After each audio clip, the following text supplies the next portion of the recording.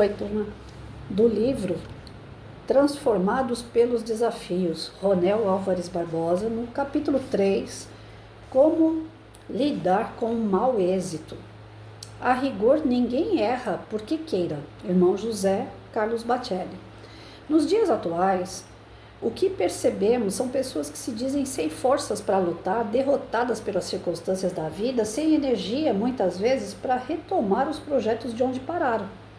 Como bem lembrado por nosso amigo, irmão José, a rigor ninguém erra porque queira. Sendo assim, não desistamos dos nossos sonhos, nossos ideais, nossos projetos, só porque não deu certo na primeira vez. Não significa que não dará certo na próxima vez. Errar e acertar fazem parte de todo o processo. E sabemos que desistir, desanimar, adoecer e se entregar de nada adiantará. Pelo contrário, nós só nos afastará de nossos ideais e nossos sonhos. Então, lembre-se, quem de nós já não errou?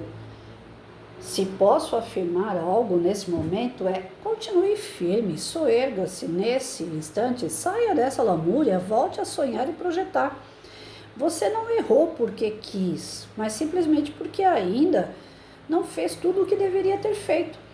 Muitas vezes somos ansiosos, inexperientes, orgulhosos em demasia e não ouvimos ninguém, ou mesmo nos julgamos espertos demais e aí, quando observamos, já é tarde e vemos nosso sonho naufragar.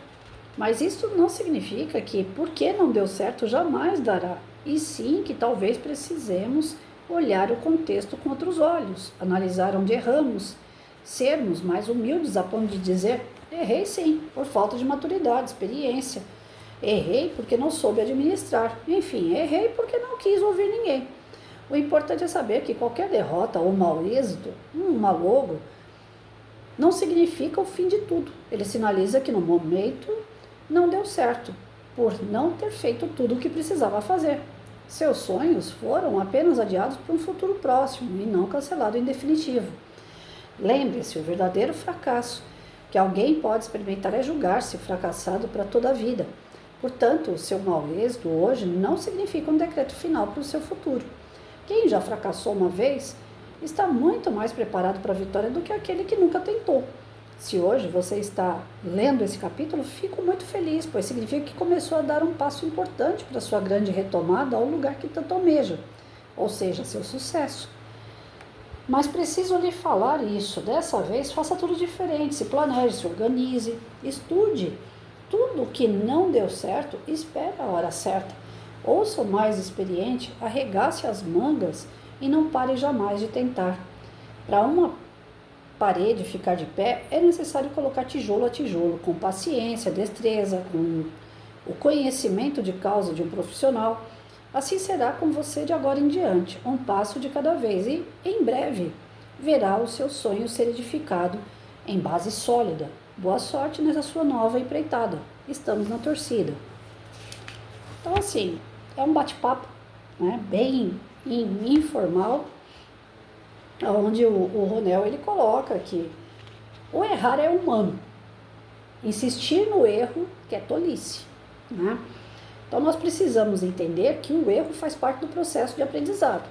Você pega um aluno no primeiro ano, né, que ele nunca passou nem pela escola preparatória, e aí você vai ensinar para ele letras. Você vai falar para o aluno: olha, copia a letra A da lousa. Eu passei por isso. Eu saí de uma sala que eu dava aula para ensino médio, falava de globalização, falava de Mercosul, eu era professor de geografia, então a gente falava uma série de coisas contextualizando o mundo. E aí eu passei no concurso e fui dar aula para criança de alfabetização. No primeiro dia de aula, eu cheguei lá apresentando a letra A. Coloquei a letra A na lousa, eu não tinha experiência em alfabetização, achei que o princípio seria as vogais e coloquei a letra A. O aluno copia, aí tem aquele alfabeto que a gente coloca, né, em cima da lousa lá. Falei: gente, copia a letra A. Lá tem o modelo da A maiúscula, minúscula, bastão de mão. Falei: copia só a letra A de forma maiúscula. Fiz o gesto na lousa, né? E aí era uma sala com 30 e poucos alunos, eu não vou recordar exato o número. Não chegava a 40, mas estava lotada a sala. Tudo criança pequenininha e grande parte não passaram pelo pré. Então era a primeira vez que eles estavam pegando no lápis. A criançada olhava para aquele ar como se estivesse olhando para um bicho-papão. A maioria chorava. Chorava de pegar no lápis. Eu não sei pegar no lápis. Eu ia de carteira em carteira, ensinava o gesto, pegava na mão da criança, segurava junto com a minha, para que ela tivesse força no punho para fazer o gesto no caderno. E falava na lousa e mostrava a letra A. Fui fazendo na letra A normal, né, do tamanho normal de uma linha que a gente faz lá, imaginária. Depois eu fui aumentando a letra A, eu fui aumentando a letra A, fui aumentando a letra A, até que chegou um momento que eu escrevi a letra A do tamanho da lousa. Eu fiz a letra A do tamanho da lousa, mostrando o movimento. E criança chorando, e criança não fazendo a letra A. Eu falei, mas meu Deus do céu, o que acontece? Será que eu peguei uma sala de inclusão total? Aonde que pode isso? As crianças não saberem fazer risco. A letra A são 3 riscos. 1, 2, 3 riscos. Acabou, né? Mas aí é que tá. O medo de errar. Medo de errar. Eles não queriam nem tentar, porque tinham medo de errar.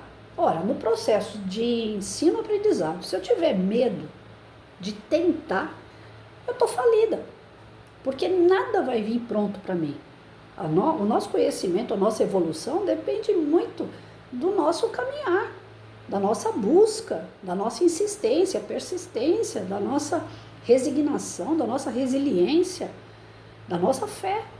Se a gente não acreditar na gente mesmo, quem é que vai acreditar? Então, enquanto a gente não acredita na gente, que a gente tem medo de viver, de enfrentar, de tentar, de errar, nós não vamos sair do lugar. E aí eu via claramente que aquelas crianças estavam apavoradas, não era pela letra A em si, não era por mim, era algo delas. Ou seja, todas elas vieram daquela proteção excessiva de pai e mãe, trancados dentro de casa, a era do videogame, grande parte joga videogame, as meninas que não jogam videogame ficam lá isoladinhas com as suas bonecas, com as coisinhas, casinha, essas coisas, e não tinham uma noção do que vinha pela frente, eram crianças completamente despreparadas. Então, medo de errar, despreparo, proteção excessiva, estava tudo estagnado ali, estava tudo parado. E nós buscamos uma proteção excessiva, principalmente nos dias de hoje. A gente vê que a molecada completamente despreparado. Você fala para um cara que tem 20 anos aí, vai lá e troca uma tomada para mim, o cara não consegue. O meu marido era tipo o marido de aluguel, né, que a gente dá o nome hoje, Severino, que fazia tudo. Ele foi criado numa outra geração, que não tinha que ter medo de nada. Tomava choque? Tomava, até aprender a mexer com eletricidade. Estourava cano dentro de casa, dava um trabalho danado para a mãe dele, mas aprendia a trocar um cano. Agora, o meu filho, por exemplo, eu protegi demais. Nunca deixei trocar um registro, nunca deixei trocar uma lâmpada. Não, lâmpada até que deixei. Mas assim, fiação, água. O mais que ele fazia dentro de casa, lavar um quintal, dar água para o cachorro, dar um banho no cachorro, ou seja, afazeres que não dava nenhum tipo de prejuízo para casa. Se ele tentasse, poderia dar um prejuízo para casa. E nenhum tipo de algo que pudesse machucar ele. Eu errei, eu protegi demais. Aí quando ele saiu para morar sozinho, o mundo lá fora tá batendo nele, tá apanhando. E vai demorar ainda para poder estabilizar totalmente, porque vai ter coisas que o mundo está ensinando que eu não ensinei. Por mais que eu tenha ensinado muita coisa, talvez eu não tenha ensinado o fundamental, o essencial. Como sobreviver a essa selva de pedra que tem lá fora. Porque aqui dentro não era uma selva de pedra, aqui tinha proteção, aqui tinha carinho, aqui tinha tudo na mão. Então nós temos que sair dessa bolha. Todos nós, né, eu dou exemplos até mais próximos de mim, mas todos nós temos uma bolha. Tem coisas que eu estou dentro de uma bolha. Eu tenho medo, então eu não tento, eu não faço. Tem coisas que eu criei medo de acordo com aquilo que eu fiz e deu errado. É tipo colocar o dedo na tomada, tomou choque, eu não quero tomar choque de novo, então eu não coloco o dedo na tomada. Meu médico, quando deu o diagnóstico de poliomielite, ele falou assim, você não pode mais subir em escada. Essas escadas domésticas, né, que faz pintura, troca uma lâmpada em casa. Ele falou, você não pode mais. Eu ainda insisti por um bom tempo, eu fiquei colocando rejunte no meu banheiro ainda por mais de um ano. Mesmo o médico falando, você não pode. Aí no dia que tremeu a perna em cima da escada, eu falei, opa, agora sim, agora deu medo, agora não dá mais para subir. Então hoje eu já não subo mais em escada, eu fico no escuro esperando alguém vir me fazer uma visita aqui para trocar uma lâmpada para mim. Não subo mais em escada doméstica. Esses dias eu estava falando com um amigo meu, eu falei, eu preciso subir lá na onde está o chuveiro e passar uma massinha em volta da tomada, porque deu aquelas baratinhas, né, francesa. Elas estão num canuíte da casa, na parte elétrica. Não sei como que elas fizeram um ninho ali dentro e haja veneno e não conseguem matar. Até detetização eu já mandei fazer. Então vira e mexe aparece dali. E eu falei pra ele, eu trocou o chuveiro esses dias atrás e eu esqueci de passar a massinha em volta. Falei, eu vou subir lá e vou fazer isso. Você subiu? Eu também não. Eu falei que eu ia subir, mas na hora de subir na escada já veio toda aquela lembrança que a escada pode tremer, que a perna pode não aguentar. Então tem alguns medos que eles são preventivos, né, que são favoráveis, mas grande parte das pessoas não sabem lidar com o seu mau êxito, né, ficam com medo e fica estagnado, não faz mais nada. Né? Então eu não vou subir escada doméstica, eu não vou mais subir numa escada na rua, eu não vou mais sair na rua, e aí? Então, coloca umas correntes e se tranca dentro de casa. Você vai ser prisioneiro de você mesmo.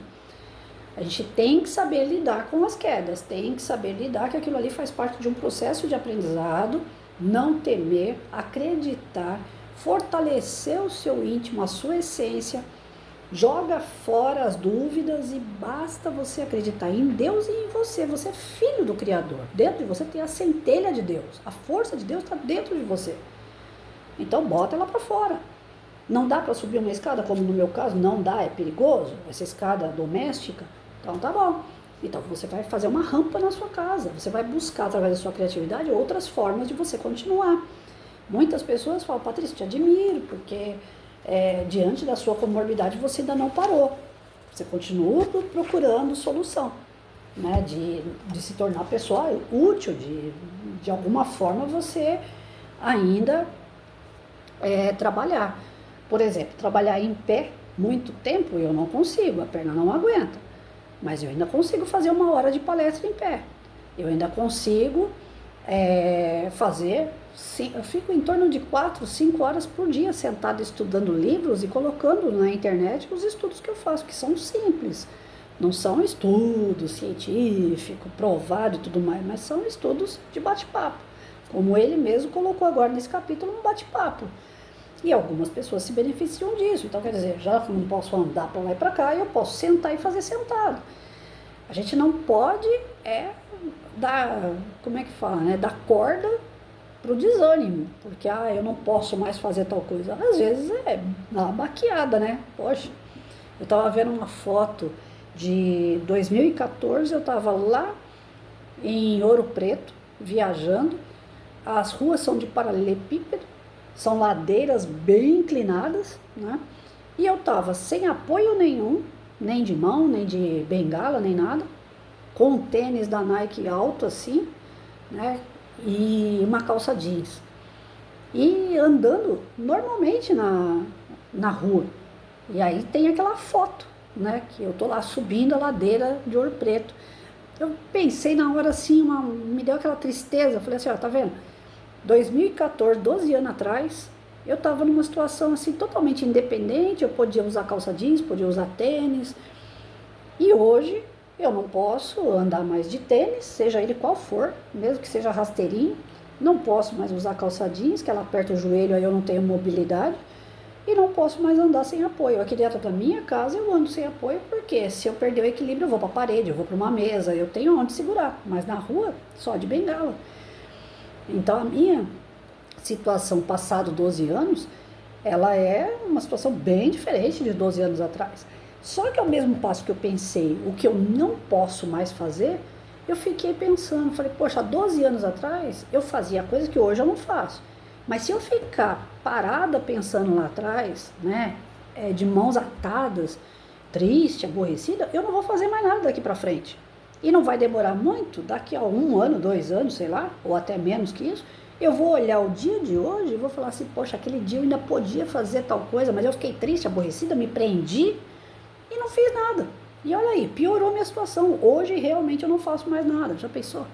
Então a gente não tem que ficar comparando o que a gente podia e hoje não pode mais fazer. A gente só tem que ver o que ainda dá para fazer. Essa é uma visão de uma pessoa que vence. O perdedor, ele já perdeu pela sua cabeça. A sua cabeça já disse para ele, você é um perdedor. Então a gente não pode dar essa sorte toda pro azar, não. Bota ele para correr.